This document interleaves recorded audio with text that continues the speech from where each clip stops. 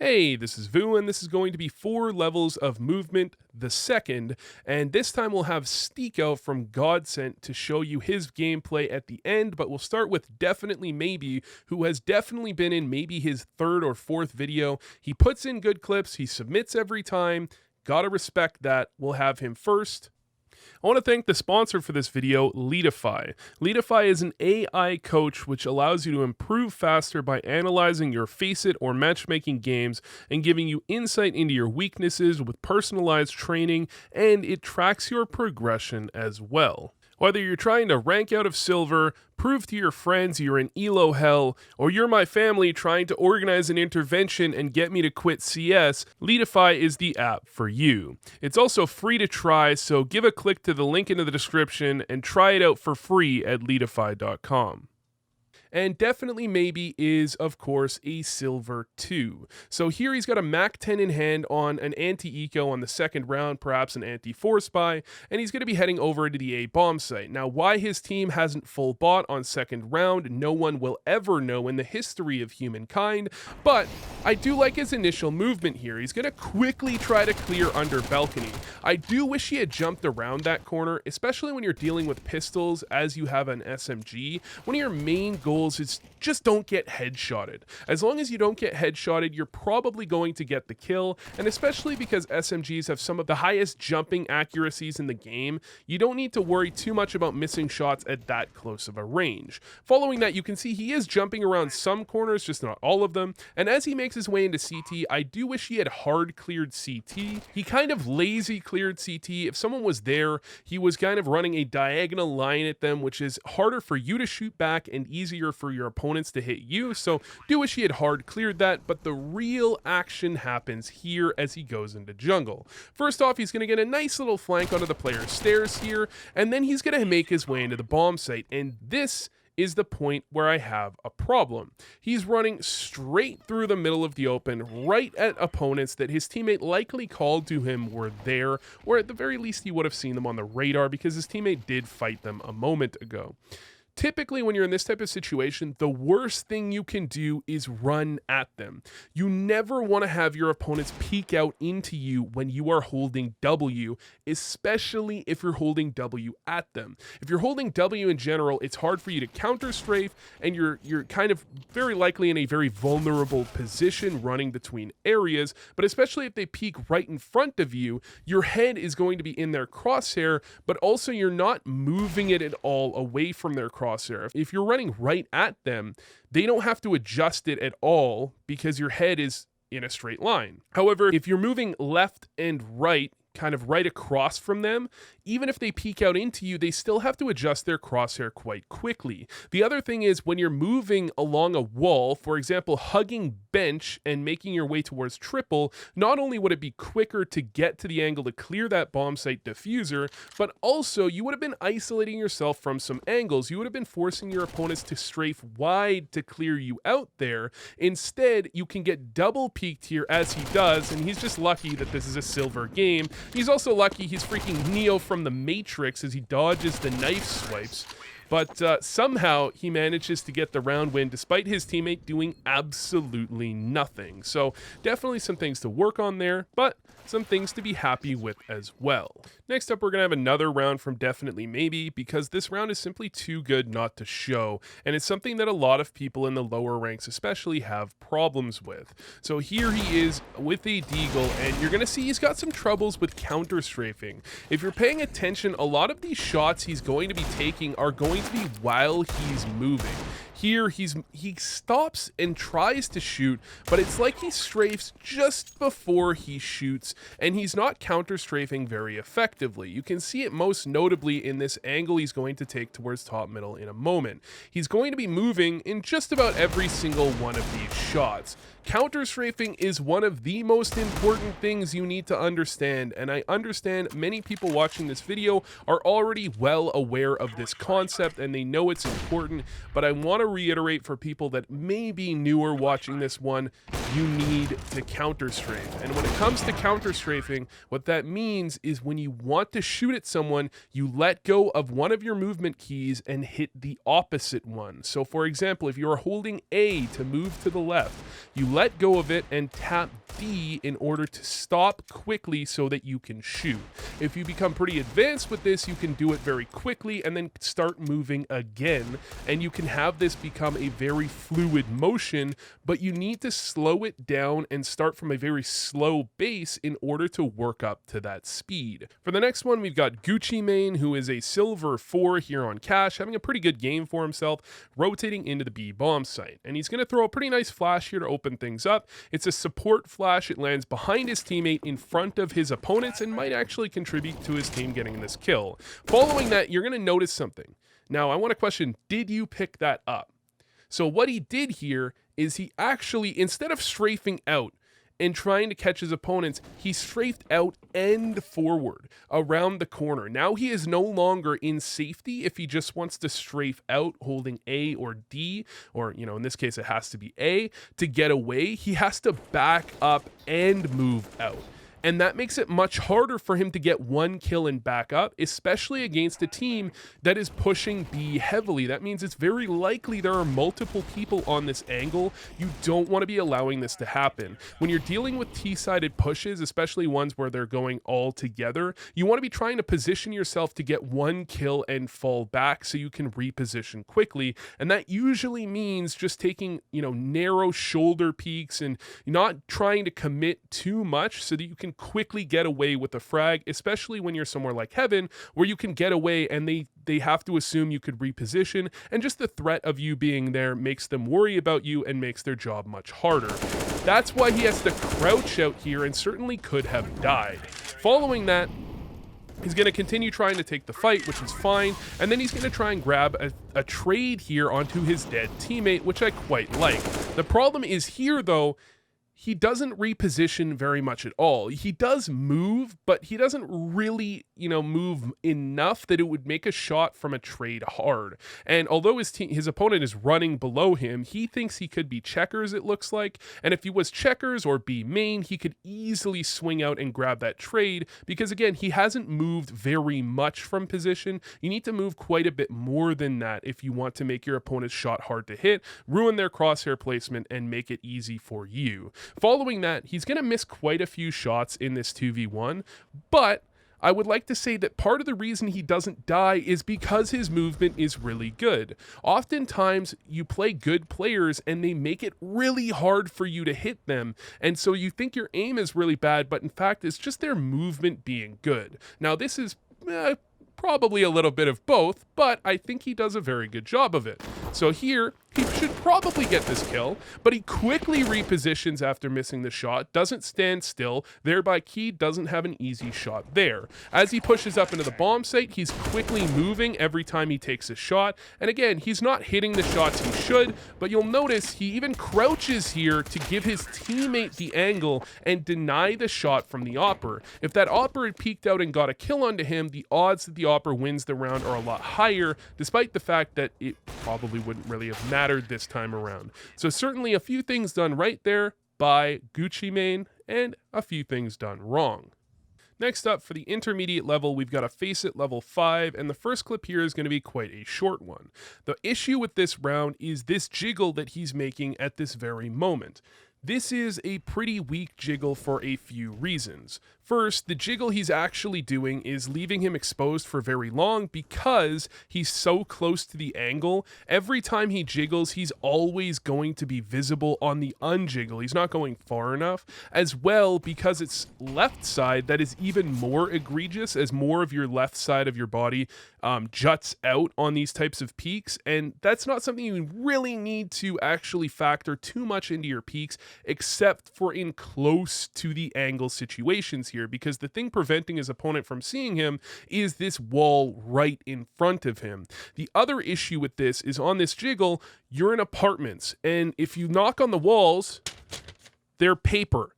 The walls are paper, which means even if you do get away, it's easier for your opponent to spam you back for extra damage through the wall. Now, that's actually not what's going to happen here, but certainly this isn't a jiggle you should be doing for all of those reasons listed above. And the re-peek into this is probably not something you want to be doing either, because it's just not a great engagement. The opponent got so close so quickly, he closed the distance, that it was an easy shot for him because JDO was standing still, but the pistol was moving. JDO even crouched, making it harder for him to hit his opponent, and his opponent had a pretty trivial. Next up, we've got Inquiltex, who is a Faceit level 6, and he's got a P250 here on pistol round. And one of the most important things to remember on pistol round is the 5 Ds of dodge pistol round.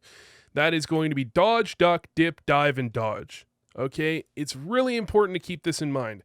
It's almost more important to dodge your opponent's shots than it is to hit your opponent in the head. And this is very true on pistol round. It's also a little bit true with guns as well, just a little bit less so. But as he's making his way out, you're going to notice that he's kind of static when he's shooting here. He actually fully stops to shoot at the player that's boosted. And although the P250 is a gun, you probably want to be stopped when you're shooting. You want to be moving left and right and having the shots in that cooldown when you're accurate between the strafes. Or you can do quick counter strafes between shots as well. You don't want to just be standing still, because then you're just an easy target for players on the other side who are going to be moving, and it's going to be a hard target for you to hit. As he moves his way into the site, of course, you do have to run forward to get in the site, so no big deal there. He's got to get the bomb plant. Following that, he needs to be a bit more decisive on this peak here. He kind of just does a really weird clear there, not expecting his opponent to be there. You got to be pretty decisive on those peaks, and especially don't shift walk peek anything ever. There's only a very few situations in which shift walk peeking is okay, and usually those situations are spots where you say, I know this is bad, but I need to be silent over everything. If your opponent already knows you're there, never shift walk peek the angle. It's just not going to be a good idea. Following that, he's actually going to do a couple things right. Swinging out wide, then going to safety for the reload, then looking for a pick here in the 1v2, and making sure that he was isolated. If the player up top had tried to swing on bridge to catch him, he wouldn't have been able to see him because he was having the wall in the way. Then he's going to move a bit wide here. Now, you want to get as wide as possible, as quickly as possible in this type of spot, so your opponent, who is expecting you to be close on the wall, has a further position to move his crosshair to. He does somewhat of that. He could have gone a little bit wider, a little bit quicker, but he does do that general idea, makes his opponent's shot hard to hit, and you see exactly what happens when you shift walk into an angle. You die. Next up for the advanced level, we've got 40, who is Faceit level 8, and he's going to be having a very nice play here in terms of in-fight movement. Oftentimes I focus a lot on out-of-fight movement, setting yourself up to take a fight, but moving during the fight is very important. Strafing between shots and strafing between bursts, not just crouch tapping at people from, mid-distance, making your opponent's shots hard to hit while making your shots easier to hit is very important. Now, he's going to do something here that's quite clever. He's going to be jumping out window here. There's a player get right, and you saw what he just did there. He took the initial engagement, then he unpeaked, and then he re-peeked back out. He's making it hard for his opponent to hit him. He's drawing his opponent's crosshair to him and then taking that shot away if that's what he's doing, and he's ensuring that they're not lining up for a trade. I really like that movement, and that's the only reason I highlighted this round. There's nothing else that's in this round that's actually anything he does. It's just a very nice piece of in-fight movement, which is something even advanced or, somewhat advanced players miss out on, where they become very static as soon as a gunfight happens. Do what 40 did, don't become static. And for a little Easter egg, if you've got this far in the video, hit the subscribe button. Check this one out. It's a little known fact, or at least it's becoming a lot more known recently, is when you are sitting in a smoke as it is dissipating, you have a quite noticeable advantage over your opponent on the outside of the smoke. I'm aware I might ruin matchmaking with this if too many people watch this video, but this is something that you and your friends should all be doing. If there's a smoke in a reasonable position, that doesn't mean sit in the top mid smoke on Mirage and sit there, because if you're looking at where your opponent is, you have a clear advantage. You should almost always get that kill. However, if you're looking somewhere like window and he's connector, it's not enough of an advantage to overcome that much of a crosshair position misplacement. So it gives you a pretty noticeable advantage if you're looking their direction, somewhere like Ivy on Train, maybe even B tunnels on Dust 2 if the smoke is deep enough. Sometimes Banana on Inferno or connector on Mirage can sometimes be a place to use that. Haha, can't find that on Leadify. Or can you? Wait, can you? Oh, you should go find out. That's the best way to do it. Just go find out. That's going to be it for the amateur clips. We're going to move on to STYKO, who submitted actually a very long breakdown. So after you've watched this, you can actually click that in the description and see the entire thing. It's over 30 minutes, but that's going to be it for me. Catch you next time. Hey, so I'm STYKO. I'm going to go over a few clips that I was sent by Wu.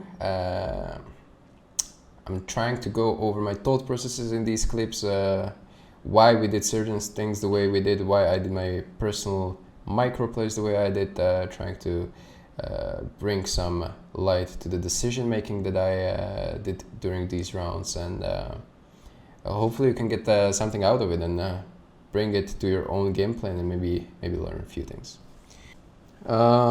Next clip against the Spada Inferno.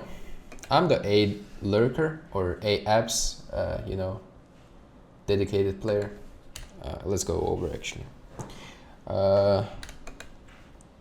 So the deal is with this information, I threw a lurk smoke in A abs to force some kind of reaction from CTs, and Faceit, which is pit/abs player, he counter smoked instantly, and you can see by the trajectory right now that I know it's from the balcony. I didn't see the trajectory in the game obviously, but I heard the way the smoke bounced. I know it bounced off the left door frame into the abs and it bounced again on the corner, so I know it was thrown from the balcony.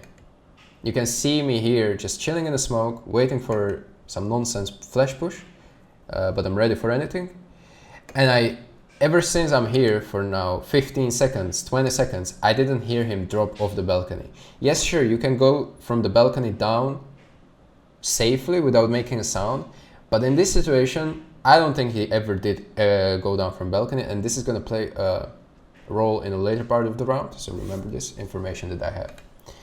We're getting screwed in banana, and this is 1v4 situation now. All information that I have is that OP is long, 2 guys are in B or banana, C4 is dropped in slope, so if I ever want to win this round, and we're leading 8-1, so I'm gonna try to go for it.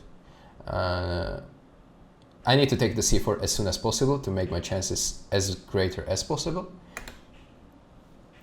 And still, the information that I am not sure of, but I think I know, is one guy is on the balcony without a smoke.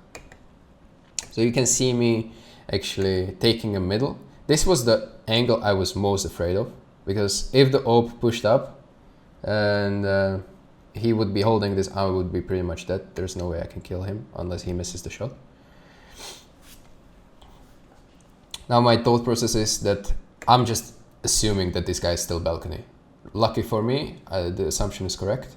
But I know that the oper is going to be, if he's smart, he's going to play somewhere long and hold long, but be ready to react to the short peek instantly. That's how the smart oper would play this.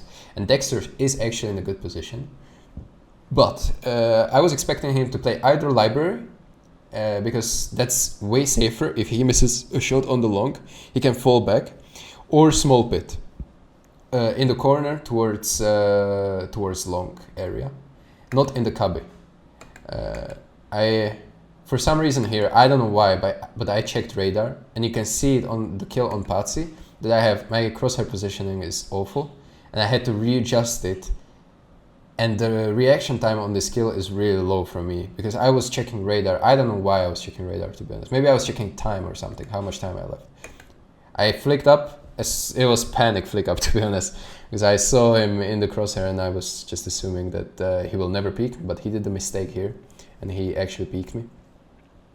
And after this I realized that I have only one guy on A left to deal with, and that's going to be Oprah, and he's either going to play it super aggressively, trying to hold the line while I cross the site, or he's going to play super defensively and waiting for his teammates from B to rotate to play a 3v1 retake scenario. This is a mistake Dexter made. He tucked himself into the cubby, meaning that if he misses a shot on me crossing, and this is not an easy shot to hit, he's going to be stuck there for the rest of the round, because I can fake plant, I can do whatever I want, I can even push him, and he's gonna have a really hard time. Smarter option would be for him to play the long corner area, so he has a way to escape to the long, or in the corner, I mean in the library, but it would be a really hard shot for him to hit, but at least he would play it safe and wait for the teammates. The fact that he missed the shot there just enabled me for another kill. That was a huge mistake on his part. So far they did already 2 mistakes. Faceit shouldn't have never cleared short the way he did, and Dexter was out of position, and I capitalized on both of these mistakes. Alright, I know since I had those 2 kills really quick, and they were really smooth, there's going to be a rotation coming in, but it's going to take time, because there's no way they react. So I know I have a time to plan and probably make it into the pit as well.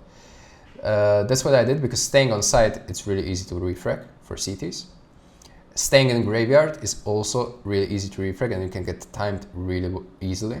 And playing in pit is obvious answer for this scenario, so that's why I decided to go in apps.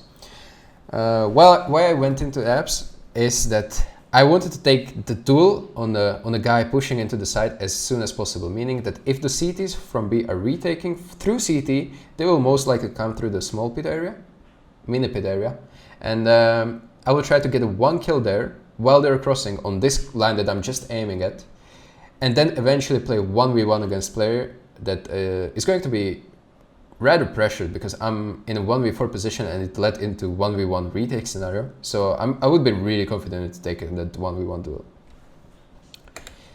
I'm holding this for a long time, and I realized that there is no way they're gonna come from long yet. This is the timing that they actually can flank from middle into the apps, so this is what I'm going to check right now. I don't hear any steps, they're wall decking all the way. I checked the apps, and this basically just showed me that, alright, the only way is that they are playing together. That's a smart way of playing in this clutch. But they are taking their time, and they're walking all the way, and they're coming from short. There's no way they're coming from long this late. And you see how the first player is expecting me to be into pit because it's the most obvious position. It granted me an easy kill on him, and now this is the situation I was talking about. I'm in a 1v1, and this guy's gonna be super pressured, because I made an unwinnable round into unwinnable round for them. He tapped the bomb before, I did a little peek, I understood that he's not sticking it because he shot me back as I shot him as well. He made a mistake here, another guy made a mistake, that he tapped the bomb. Now he tapped the bomb, and while he's making before the in front of the tower box, he made a step, so I knew he's not sticking it. He made it there to make a clear off angle on me while I peeked out apps, but I peeked way too early for his expectation. I heard him and I went back, trying to buy the time with the flashes, and now I hear him running away through short. And this is basically a round end. I was just trying to go for the highlight 4K, but I couldn't manage to catch him. He turned the corner way faster than I expected, and I died to the bomb, but I secured the round. And this is basically yeah. Those are all the clips, and I hope you guys enjoy it, and I'm really glad I get the chance to do it, and yeah, see you